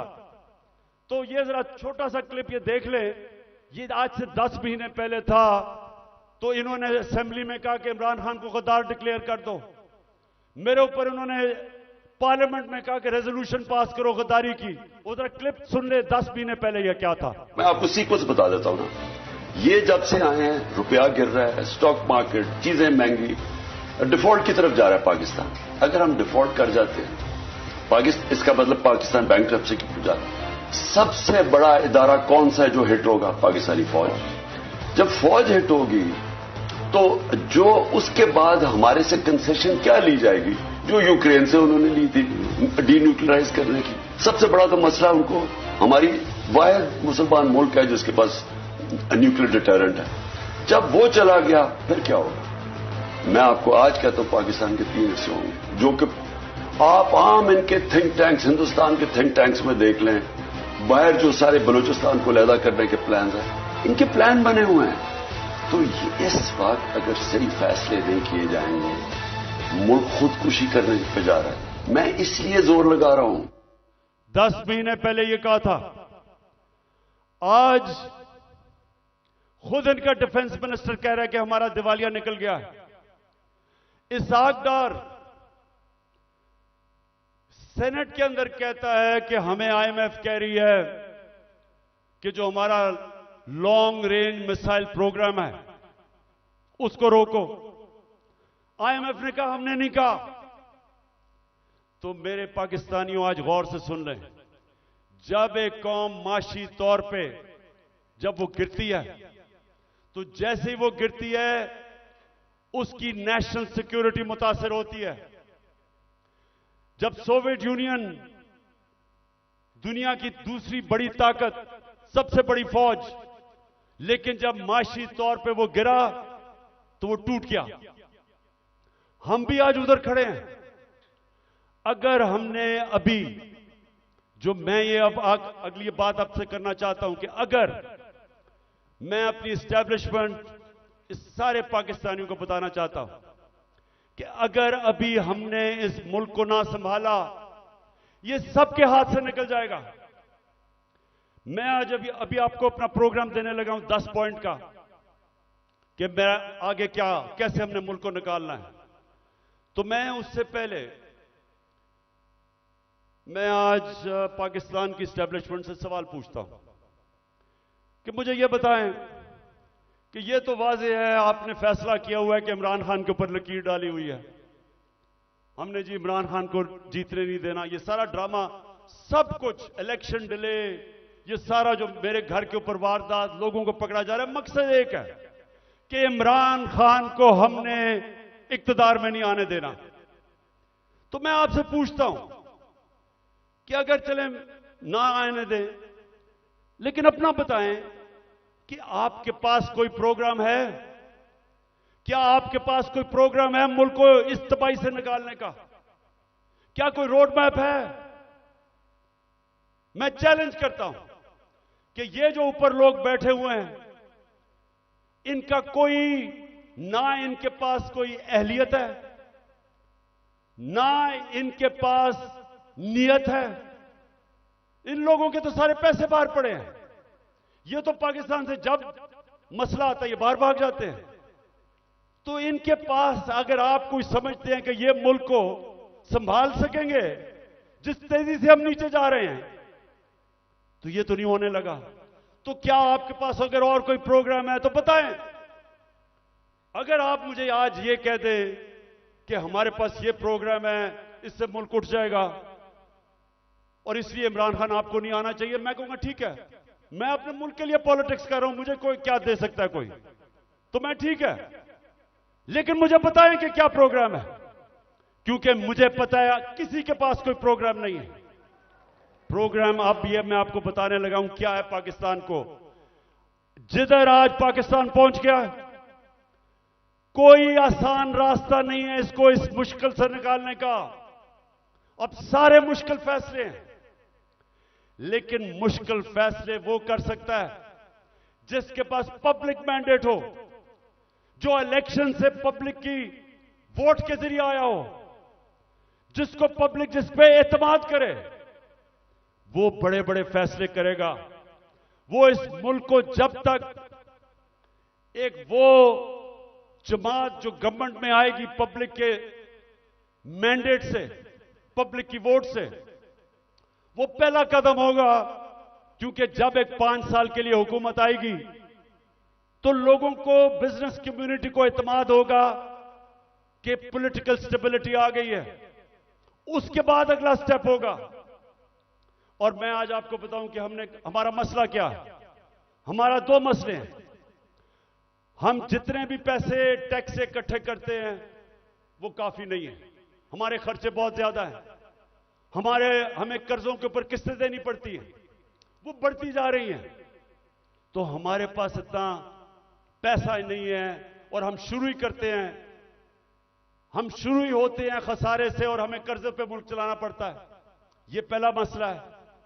दूसरा मसला है कि जो डॉलर्स मुल्क में आते हैं उससे बहुत ज्यादा डॉलर्स मुल्क से बाहर जाते हैं। हमारे पास डॉलर की कमी है, जिसको करंट अकाउंट डेफिसिट कहते हैं। हमने कभी माजी में कोशिश ही नहीं की अपनी एक्सपोर्ट्स बढ़ाने की। जो भी मुल्क तरक्की किया है, ईस्ट एशिया, चाइना, सब ने अपनी एक्सपोर्ट्स बढ़ाई हैं। एक्सपोर्ट्स बढ़ाती है तो डॉलर आते हैं। हमने कभी कोशिश ही नहीं की। हमारी इंपोर्ट्स बहुत ज्यादा हैं। तो अब मैं आपको बताऊं कि ये 2 हमारे खसारे हैं। एक की वजह से रुपए पे प्रेशर पड़ता है, रुपया गिर जाता है, रुपया गिरता है, महंगाई होती है, गुर्बत होती है। और दूसरी वजह से कि हम सारा वक्त, क्योंकि हम टैक्स ही कितना नहीं इकट्ठा करते, सारा वक्त हमें मसला पड़ा रहता है। हम बैंकों से और पैसे लेते हैं, उसके ऊपर सूद होता है, तो हम इधर फंसे हुए हैं। तो इसके लिए सबसे पहले पाकिस्तान के अंदर एक उस तरह की सर्जरी करनी पड़ेगी, मुल्क का गवर्नेंस सिस्टम ठीक करना पड़ेगा, उसके लिए रूल ऑफ लॉ लाना पड़ेगा, मुल्क की एनवायरनमेंट चेंज करनी पड़ेगी, जिस तरह हम गवर्नमेंट चलाते हैं बिल्कुल चेंज करना पड़ेगा। और जो हमने डॉलर मंगवाने हैं मुल्क के, जरा गौर से सुने, मैं आखिर में पहुंच रहा हूं। डॉलर कैसे आएंगे? एक्सपोर्ट्स बढ़ाने में तो टाइम लगेगा। एक तरीका है डॉलर लाने का, ये जरा गौर से सुन लें, और आज बैरूनी मुल्क पाकिस्तानी भी सुन रहे होंगे, मैं उनको भी बताना चाहता हूं कि देखिए, मैं बड़ी देर से एक ही बात कहता हूं कि सबसे बड़ा असासा पाकिस्तान का बैरूनी मुल्क पाकिस्तानी है। उनके पास जो डॉलर्स पड़े हुए हैं, अगर हम अपना गवर्नेंस सिस्टम ठीक कर लें, हम अपना रूल ऑफ लॉ ठीक कर दें, हम इस मुल्क के अंदर एतमाद अपने सिस्टम में ले आए कि अगर वो अपना सरमायाकारी करते हैं पाकिस्तान में, तो हमारा जो अदलिया का निजाम है, जो हमारा गवर्नेंस सिस्टम है, वो उनके सरमाए की हिफाजत करेगा। मैं आपको फिगर्स बताता हूं। 18,000 अमेरिका के अंदर पाकिस्तानी डॉक्टर्स हैं। फिर से सुन लें, पाकिस्तानी अमेरिकन डॉक्टर्स अमेरिका में 18,000 हैं। आपको पता है कि उनकी टोटल वेल्थ कितनी है? 18,000 पाकिस्तानियों की वर्थ कितनी है? 200 अरब डॉलर। 200 अरब डॉलर जो IMF के पास हम घुटनों के ऊपर हैं, हम 6 अरब डॉलर मांग रहे हैं। 200 अरब डॉलर 18,000 पाकिस्तानी अमेरिकन के हैं। हमारे जो 10 पाकिस्तानी अमेरिकन टॉप बिजनेसमैन हैं, सिर्फ 10, आपको पता है उनके पास उनकी वर्थ क्या है? 25 अरब डॉलर। 25 अरब डॉलर। तो 6 अरब डॉलर के पीछे हम आज IMF के पीछे हैं। आपको पता है कि इस मुल्क से सिर्फ दुबई में, यह ब्लूमबर्ग की रिपोर्ट है कि इस मुल्क से सिर्फ दुबई में चंद सालों में पाकिस्तानियों ने कितनी प्रॉपर्टी ली है? 10.4 अरब डॉलर। यह ब्लूमबर्ग की रिपोर्ट है। तो पाकिस्तानी अमीर हैं, मुल्क गरीब है, और इसके लिए हमने वो सिस्टम बनाना है। जब तक वो माहौल नहीं बनेगा जिसको एनेबलिंग एनवायरनमेंट कहते हैं, हम इनका पैसा नहीं ला सकते। ये अभी तक सिर्फ प्रॉपर्टी में पैसा लेते हैं, प्लॉट्स लेते हैं, लेकिन जब तक वो सरमायाकारी पाकिस्तान में नहीं करेंगे, हम इसी तरह ही घुटनों के ऊपर रहेंगे। जिस वक्त हमने अपना सिस्टम ठीक कर लिया, उन्होंने सरमायाकारी शुरू कर दी पाकिस्तान में, आप यकीन करें कि वो उनको देखते हुए सारी दुनिया से सरमायाकारी आएगा। यहां जो चाइना कैसे ऊपर गया? चाइना ने सबसे पहले अपना सिस्टम ठीक किया, उसके बाद जो बैरून मुल्क चाइनीज थे वो वापस आए, उन्होंने सरमायाकारी की। जब सरमायाकारी शुरू हुई तो वो इस तरह है कि जिस तरह शहद के ऊपर मक्खियां आती हैं, सारी दुनिया से सरमायाकार आ गया। 30 साल में चाइना किधर का किधर पहुंच गया, क्योंकि उधर लीडरशिप समझी कि जब तक हम अपने मुल्क का जो सरमायाकारी का माहौल है वो ठीक नहीं करेंगे तो सरमायाकारी नहीं आने लगी। तो पाकिस्तान में तो सरमायाकारी आती नहीं है, क्योंकि प्लॉट बेचारा ओवरसीज पाकिस्तानी लेता है, उसमें भी कब्जा हो जाता है। वो कौन फैक्ट्रियां लगाएगा यहां? तो ये मैं सबसे पहले कि हमने ओवरसीज का पाकिस्तानियों का पैसा लेना, एक प्लान बनाया हुआ है हमने, कैसे उनकी इन्वेस्टमेंट लेके आनी है। तो ये पूरा एक प्लान बनेगा कि कैसे गवर्नेंस सिस्टम ठीक करनी है। 3.5 साल में हमें बड़ी शुरू में तो हमें समझ ही नहीं थे कि क्या हालात है। तो इंशाल्लाह एक तो वो पहले, फिर दूसरा, हमने पाकिस्तान के अंदर लॉन्ग टर्म, अब मिडिल और लॉन्ग टर्म प्लानिंग, एक्सपोर्ट्स, एक पूरा मुल्क को लगाएंगे एक्सपोर्ट्स के ऊपर। एक्सपोर्टर्स को वीआईपी बनाएंगे। जो मुल्क में डॉलर चीजें बेच के डॉलर लेके आएगा उनके लिए सहूलतें देंगे। हमने दी थी और इसकी वजह से हमारी रिकॉर्ड एक्सपोर्ट्स थी जब हमारी गवर्नमेंट गिराई गई है। तो फिर एक्सपोर्टर्स को जब तक आप उनको वीआईपीज नहीं बनाएंगे, जिस तरह ईस्ट एशिया में बनाया था, जिस तरह इंडोनेशिया, मलेशिया, ये चाइना ने जब तक नहीं किया, एक्सपोर्ट्स नहीं बढ़ेंगी। हम तवज्जो नहीं दी कभी उसके ऊपर। फिर आईटी, हिंदुस्तान की 140 अरब डॉलर की आईटी एक्सपोर्ट्स है, हमने कभी तवज्जो ही नहीं दी। हमने जब दी थी तो 2 सालों में 70% हमारी आईटी की एक्सपोर्ट बढ़ गई थी। उनको हमने उठाना है क्योंकि फ्यूचर टेक्नोलॉजी का है। तीसरी चीज, टूरिज्म। पाकिस्तान के पास कभी हमने तवज्जो नहीं दी। ये मुल्क, और हमारी बदकिस्मती के 2 साल कोविड हो गया, कोरोना हो गया, उसके बाद टूरिज्म खत्म हो गई। तो इंशाल्लाह पूरा मेरा प्लान है कि इस बार इंशाल्लाह अल्लाह ने मौका दिया, कैसे टूरिज्म उठाएंगे। उसके अलावा हमने कभी तवज्जो ही नहीं दी मदनियात पे, मिनरल्स पे। वो इसलिए क्योंकि वो सूबाई सब्जेक्ट बन गया है, सूबों के पास कैपेसिटी नहीं है। तो इस वक्त पूरा जोर लगाएंगे कि कैसे हमने पाकिस्तान के, और यहां बहुत अल्लाह ने नेमतें बख्शी हैं मदनियात में, लेकिन हमने तवज्जो नहीं दी, उससे भी हम डॉलर पाकिस्तान में आ सकते हैं।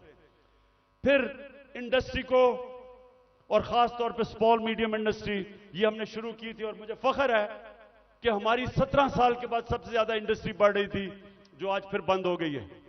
तो वो उसके ऊपर, और स्मॉल और मीडियम जो छोटा इंडस्ट्री है उसके ऊपर हमने पूरा प्लान बनाया हुआ है। फिर अपनी ज़राअत की हमने सिर्फ प्रोडक्टिविटी बढ़ानी है। चाइना के साथ हमने बात कर ली थी कि कैसे हम पैदावार बढ़ा सकते हैं, और उन्होंने आना था, और बदकिस्मती फिर कोरोना की वजह से 2 साल चाइना बंद हो गया। तो उसका पूरा प्लान बना हुआ है। फिर जो बड़े बड़े पीआईए, रेलवे, गवर्नमेंट कॉरपोरेशन, ये सबसे ज्यादा नुकसान करती हैं पाकिस्तान में। जो हमारा जो पैसा आवाम पे खर्च होना चाहिए वो नुकसान पे चला जाता है। इनको रिस्ट्रक्चर करना है। ये भी हम आखिर में बना था, लेकिन हमारी गवर्नमेंट चली गई। इसका पूरा प्लान है। और फिर कैसे हमने अपना टैक्स कलेक्शन बढ़ाना है। अब ये जरा सुन लें, इस वक्त 22 करोड़ पाकिस्तानियों में सिर्फ 25 लाख टैक्स देने वाले हैं। 22 करोड़ पाकिस्तानियों में 25 लाख टैक्स देने वाले हैं। हमने नादरा के साथ मिलकर आइडेंटिफाई किए 4 करोड़ टैक्स देने वाले, उनके हमने टेक्नोलॉजी का इस्तेमाल करके हमने पता चलवाया कि इतने ज्यादा टैक्स पेयर जो पैसे नहीं देते, उनके लिए, ये मैं अब आखिर में आ रहा हूं, उसके लिए हमने पूरा प्लान बनाया हुआ था, लेकिन फिर हमारी गवर्नमेंट चली गई। लेकिन जब तक हम अपना टैक्स बेस नहीं बढ़ाएंगे, जब तक हमारा टैक्स नहीं बढ़ेगा, मुल्क आगे नहीं चल सकता। तो इंशाल्लाह उसका पूरा हमारा प्लान है। उससे मैं ये भी बता दूं कि हमने रिकॉर्ड टैक्स इकट्ठा किया था अपने दौर में। और फिर मनी लॉन्ड्रिंग, ये देखें हमारी जो एलीट है मुल्क की, शायद ही किसी मुल्क में ऐसे हो कि सारी एलीट जो पैसा होता है वो बाहर भेज देती है। प्रॉपर्टीज इनकी बाहर हैं, जिस तरह मैंने दुबई में बताया, लंदन, सारी दुनिया में। तो और ये चोरी का पैसा होता है। तो जब तक हम इसको कंट्रोल नहीं करेंगे, और ये होगा रूल ऑफ लॉ से, जितना हम अपना कानून तकड़ा करेंगे, हम इतना पैसा हमारा मुल्क से बाहर चला जाता है, डॉलर्स बाहर चले जाते हैं चोरी के, हमने वो रोकना है। आखिर में इस दौरान जो मुश्किल वक्त है, आज कमजोर तबका हमारा पिस गया, तनख्वाहदार हमारा पिस गया महंगाई की वजह से। तो हमने जो चीजें शुरू की थी उसका मैं आपको बता दूं कि सबसे पहले हमने हेल्थ कार्ड, जो हेल्थ इंश्योरेंस थी, कि हर लोगों के लिए 10 लाख रुपए के लिए हेल्थ इंश्योरेंस हर खानदान के लिए किसी भी अस्पताल में अपना इलाज करवा सके, वो सबसे ज्यादा जो बंद किया गया कई जगहों के ऊपर, वो फिर से हम शुरू करेंगे। क्योंकि आजकल के दिनों में, महंगाई के दिनों में, एक बीमारी हो जाती है घर में, सारा घर मकरूज हो जाता है। तो जो हेल्थ कार्ड है वो हमारा पूरा इनिशिएटिव है और इंशाल्लाह वो नंबर 1 होगा कि हमने अब लोगों को कैसे तहफ़्फ़ुज़ देना है, सोशल प्रोटेक्शन कैसे करनी है। दूसरा, हमने सानिया निश्चित ने एक जबरदस्त प्रोग्राम निकाला है और वो है हमने अब राशन देना है लोगों को। वो कैसे करना है? हमने अब पूरा डेटाबेस बनाया है। हमने देखा कि कौन कौन से खानदान, उनकी इनकम कितनी है जो मुश्किल में है। तो इसको कहते हैं टारगेटेड सब्सिडी। पूरा प्लान ये है कि उनको डायरेक्ट हम पैसा देंगे ताकि जो गरीब लोग हैं, उनको, जो कमजोर हैं, जो मुस्तक हैं, उनको डायरेक्ट पैसा मिले। आजकल के मुश्किल दिनों में उनको खाने पीने की इतनी चीजें महंगी हैं। तो एक ये पूरा प्रोग्राम हमारा बना हुआ है। फिर हमने नौजवानों को लोन्स देने हैं, सूद के बगैर कर्जे, ताकि वो अपनी बिजनेस से शुरू कर दे। हमने कामयाब जवान में काफी किया था, लेकिन इंशाल्लाह उसको अब और आगे लेके जाएंगे। फिर घर बनाने के लिए, तनख्वाहदार तबकों के लिए हमने पहली दफा पाकिस्तान में घर बनाने के लिए हाउस फाइनेंसिंग शुरू की थी। सस्ते सूद के ऊपर कर्जे, यानी अगर, क्योंकि कैश तो लोगों के पास होता नहीं है, लेकिन जितने पैसे लोग किराए पे दे रहे हैं वही किस्त बन जाए और उसी में घर उनका हो जाए। तो ये हमने पूरा स्कीम शुरू की थी, फिर से करेंगे, क्योंकि तनख्वाहदार लोगों के लिए अपना घर बनाना नामुमकिन है। वो फिर से शुरू करेंगे। फिर कच्ची आबादी, इतनी ज्यादा कच्ची आबादियां हो गई हैं। हमने आखिर में ये प्रोग्राम बनाया था क्योंकि टाइम लगा डेवलप करने में। अब सारी कच्ची आबादियों के अंदर, ये मलेशिया में भी हुआ है, ये तुर्की में भी हुआ है, हम क्या करेंगे कि उनके लिए मॉडर्न फैसिलिटीज उधर ही खड़ी करेंगे और डेवलपर को कहेंगे कि वहां एक बिल्डिंग बना ले और वो ही उनके लिए बिल्डिंग बनाए जिधर उनको फैसिलिटीज मिल जाए, पानी मिले, सही माने में वो रह सके, बजाय गंद के अंदर कच्ची आबादी में लोग रहते हैं, और घर भी अपना हो जाए।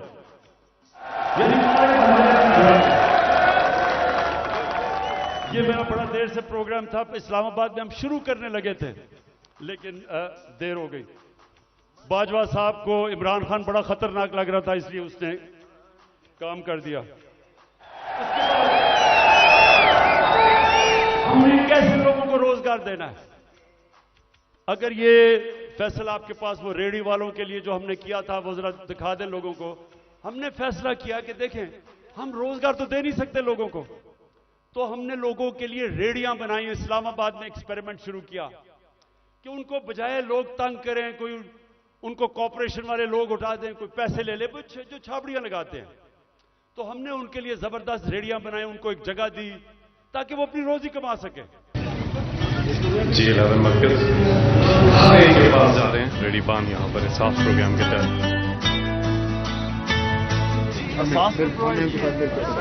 जी बहुत शुक्रगुजार हैं आप लोगों के, हमारे बारे में इतना कुछ सोचा सर भी आप लोगों।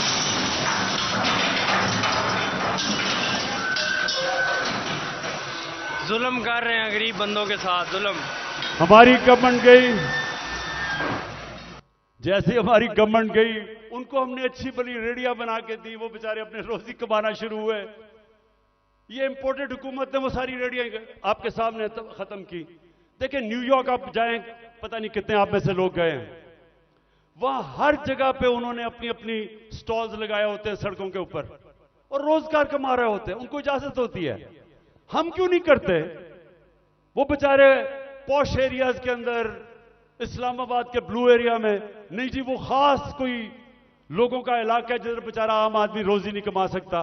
तो इसके ऊपर भी इंशाल्लाह अब हमने प्लान बनाया हुआ कि सारे पाकिस्तान में आम लोगों को मौका दें, अपनी जगह बनाएं ताकि रोजी कमा सके, बच्चे पाल सके। और फिर जो हमारे घर के मुलाजिम हैं, मेरे पाकिस्तानियों, मेरे नबी सल्लल्लाहु अलैहि वसल्लम ने जब गुलामी खत्म करने का शुरू किया तो उन्होंने क्या किया? उन्होंने कहा कि जो आपके घर में गुलाम हैं उनको इस तरह रखो कि जैसे वो आपके घर में आपकी फैमिली है। उनको वही खाना खिलाओ, उनको अच्छी तरह रखो। ये उन्होंने पहला कदम उठाया था कि उनको इंसान समझो, उनके भी हुकूक हैं। मैं जब बरतानिया गया तो उधर मैंने पहली दफा देखा कि जब किसी के भी घर में कोई काम करने आता है तो उसका कॉन्ट्रैक्ट होता है, कितनी देर काम करेगा, छुट्टी कब मिलेगी, तनख्वाह कितनी होगी, ये कॉन्ट्रैक्ट साइन होता है।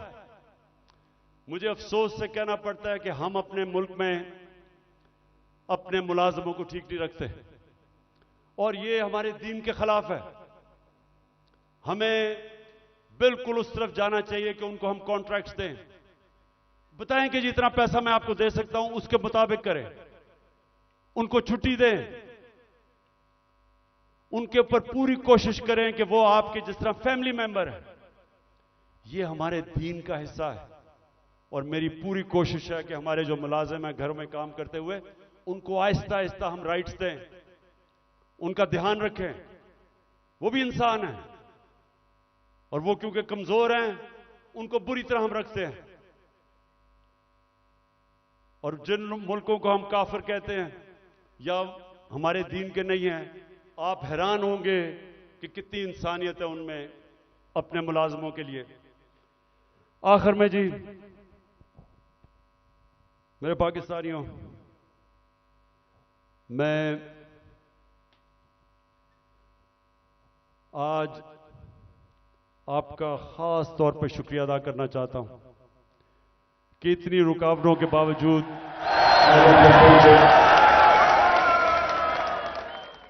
मैं आज फिर से अपने मुल्क में जो इस वक्त ताकत में है उन सबको पैगाम देना चाहता हूं कि देखें, जिस तरफ हमारा मुल्क जा रहा है, मैं फिर से कहता हूं मुझे खौफ है कि ये उधर पहुंच जाएगा जिधर कोई भी इसको रोक नहीं सकेगा। इंडस्ट्री बंद हो रही है, महंगाई बढ़ती जा रही है, एक्सपोर्ट्स गिर रही हैं, जो बाहर से पाकिस्तानी रेमिटेंसेस भेजते हैं वो कम हो रही हैं। अब इंडस्ट्री बंद होगी तो टैक्स कलेक्शन कम हो जाएगी। तो क्या इनका सिर्फ इस वक्त तो एक ही है कि कहीं से कर्जा मिल जाए। कर्जे बढ़ते जा रहे हैं, आमदनी सुकड़ती जा रही है। एक घर जब उसमें मुश्किल वक्त आता है, उसके ऊपर कर्जा चढ़ जाता है, तो वो क्या करता है? वो अपने खर्चे कम करता है, अपनी आमदनी बढ़ाने की कोशिश करता है। हमारी तो आमदनी सुकड़ती जा रही है। तो मैं आज सबको कहना चाहता हूं कि अगर आप मुझे यह बता दें कि इस दलदल से निकलने के लिए हमारे पास स्वाए साफ और शफाफ इलेक्शन की कोई और प्लान है तो मुझे बता दें। और कोई आपके पास प्रोग्राम नहीं है। इस वक्त सिर्फ प्रोग्राम बना हुआ है कि इमरान खान को बाहर कैसे करना है। फिर से मैं कहता हूं, कोई तो आपके पास प्रोग्राम होगा। एक तेजी से तबाही की तरफ मुल्क जा रहा है। कहीं बाहर के तबसरे पढ़ लें, हिंदुस्तान का टीवी देख लें, वो क्या कहते हैं पाकिस्तान के मुताबिक, तंज कर रहे हैं। लेकिन हम सिर्फ यहां सारे जो साहिब इक्तदार हैं, बस एक ही ज़हन में है कि जी इमरान खान को बाहर कैसे रखना है। तो मैं फिर से आज अब सबको अपील करता हूं कि हमारे पास वक्त कम है। मुझे कहते हैं जी इलेक्शन डिले कर दें अक्टूबर तक। मुझे एक चीज बता दें कि अक्टूबर में इलेक्शन करवाने से मुल्क को क्या फायदा होगा। मुझे यह कन्विंस कर दें कि अगर इलेक्शन डिले होता है तो मुल्क तब तक संभल जाएगा। मुल्क तो नीचे जा रहा है, हल कोई है नहीं, लेकिन सिर्फ इसलिए कि डरे हुए हारने से इलेक्शन नहीं करवाना। तो मैं अपनी सारी कौम को भी आज कहना चाहता हूं कि पाकिस्तानियों, आपने याद रखना है कि आपने किसी सूरत जालिम के सामने सर नहीं झुकाना। आपने अपनी आजादी के लिए ये जो खौफ का बुत है इसको तोड़ना है। ये जो पकड़ धकड़ तशद्दुद करना, रेंजर्स ले आए कि जी पुलिस नहीं तो रेंजर्स आ जाएं। क्या इससे मुल्क ठीक हो जाएगा? क्या इससे लोग डर जाएंगे? लोगों ने नहीं अब डरना। ये जितना आप ये जुल्म करेंगे, लोगों की नफरतें बढ़ेंगी। जो निकलता है, जिसको आप तशद्दुद करके जब वो निकलता है, उसके अंदर नफरत भरी होती है। मुझे तो पहली दफा पता चला कि जब मुझे एक बलूचिस्तान में मिनिस्टर ने कहा, उसने कहा इमरान खान, खुदा के वास्ते अपने लोगों को बताओ कि ये जो हमारे लोगों को पकड़ के तशद्दुद टॉर्चर करते हैं, वो जब वापस जाता है सारा का सारा गांव खिलाफ हो जाता है। वो कहता है जब वो उसकी, जिस तरह उस बेचारे को जिले शाह को कत्ल किया, अगर कत्ल करते हैं, जब उसकी जो डेड बॉडी मिलती है, फिर सब के खिलाफ हो जाते हैं। ये तो कहता सारी कौम को ही खिलाफ कर रहे हो। कभी यह भी तरीका है कि इंसानों को भेड़ बकरियों की तरह डंडे मार के लाइन में करो? इंसान ऐसे नहीं होते। इंसान को समझाना पड़ता है। दिल और दिमाग की जंग होती है। ये डंडे से कोई आज तक नहीं ठीक हुआ। और ये जो खौफ फैलाया हुआ है कि जी हम ये कर देंगे, हम आपको ये मार देंगे, हमने ये कर दिया, हम फिर से हमला होने लगा है। देखें, आखिर में मैं आपको ये बात बता दूं, आज है 25 हो चुकी है। 25 मार्च को पाकिस्तान वर्ल्ड कप जीता था। मेरी जितनी सारी टीम थी, मेरी सारी टीम, और वो अभी सारे लोग क्रिकेट के ऊपर बातचीत करते हैं, कभी उनसे पूछें, सारी टीम दिल हार चुकी थी। सबका क्या था, हम इतना बुरा हमारा हालात थे, सबने कहा कि हम नहीं जीत सकते। अभी भी किसी टीम वालों से पूछ लें, एक आदमी था जो कहता था अभी हम जीतेंगे, और वो आपके सामने खड़ा है।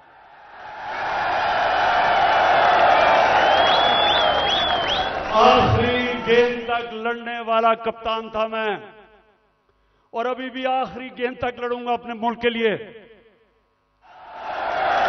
मुझे किसी का खौफ है।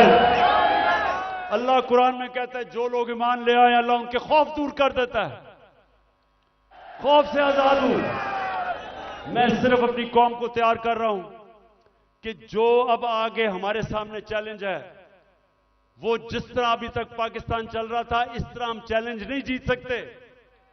अब जो हम चैलेंज जीतेंगे, जब पाकिस्तान एक कौम बन जाएगी, हम एक कौम बन के इस मुल्क को निकाल लेंगे इस दलदल से।